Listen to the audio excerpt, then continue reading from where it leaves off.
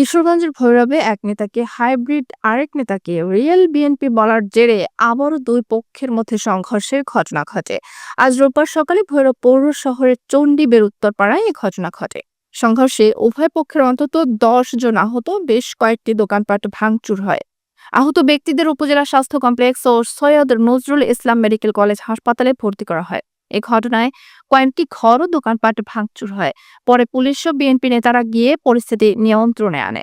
এলাকাবাসীর সঙ্গে কথা বলে জানা গেছে, চণ্ডীবের উত্তরপাড়া ভৈরব শহরের ৯ নম্বর ওয়ার্ডের অধীন আওয়ামী লীগ ক্ষমতায় আসার আগে জাতীয় নির্বাচনে ওয়ার্ডের ৮০% ভোট ধানের শীষের ছিল। আওয়ামী লীগ ক্ষমতায় আসার পর অনেকে বিএনপি ছেড়ে আওয়ামী লীগের যোগ দেন। অনেকে দলে নিষ্ক্রিয় হয়ে পড়েন। প্রতিকূলতার মধ্যে কিছু মানুষ বিএনপির অস্তিত্ব টিকিয়ে রাখে।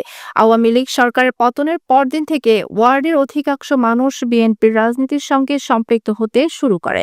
বিষয়টির বিএনপির অনেকে মেনে নিতে পারছে না। যারা আওয়ামী লীগের নাম লিখিয়ে বর্তমানে বিএনপি হয়ে রাজনীতি করতে চান, তাদের হাইব্রিড হিসেবে বিবেচনা করা হয়। আর দুঃসময়ে যারা বিএনপিতে ছিলেন, তাদের এখন রিয়েল বিএনপি হিসেবে ডাকা হয়।